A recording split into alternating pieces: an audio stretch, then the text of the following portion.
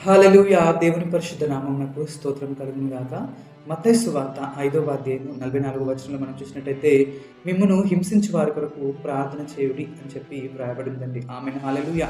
దీన్ని మనం గ్రీక్‌లో చూసినట్టయితే డియో పోర్టోన్ హూపర్ ఫ్రోచియో చోమై అని చెప్పి వ్రాయబడింది. దీనికి అర్థము మనల్ని హింసించు వారిని శపించడము, నాశనం కావాలని చెప్పి కోరుకునే వారిగా కాకుండా మనము వారికి మేలు కలగాలని చెప్పి ప్రార్థించడం అనే అర్థం వస్తది.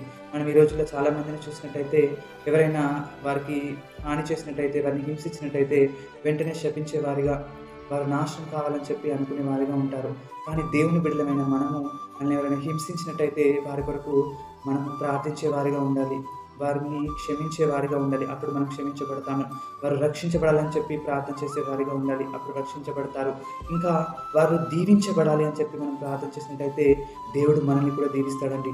కాబట్టి ప్రియ సహోదరి, సహోదరుడా, ఒకప్పుడు మనం కూడా దేవునికి శత్రువులుగా ఉంటూ ఆయన బాధపెట్టిన వారమైనప్పటికీ కూడా ఆయన తన అపారమైన ప్రేమను బట్టి మనల్ని క్షమించి, ప్రేమించి మనల్ని రక్షించుకున్నాడు. కాబట్టి ఈరోజు నీవు కూడా నిన్ను శపించిన వారిని, నీ శత్రువును నీవు ఆశీర్వదించినట్టయితే, వారికి మంచి చేసినట్టయితే, వారి కొరకు మనం ప్రార్థన చేసినట్టయితే నీ ప్రేమను బట్టి వారు మారేవారిగా ఉంటారండి. నిన్ను హింసించే వారు కూడా వారి కఠినమైన హృదయాన్ని విడిచిపెట్టి నీకును దేవునికి స్నేహితులుగాను మారతారు. అట్టి కృప దేవుడు మనందరికీ దయచేయునుగాక. ఆమేన్. హల్లెలూయా!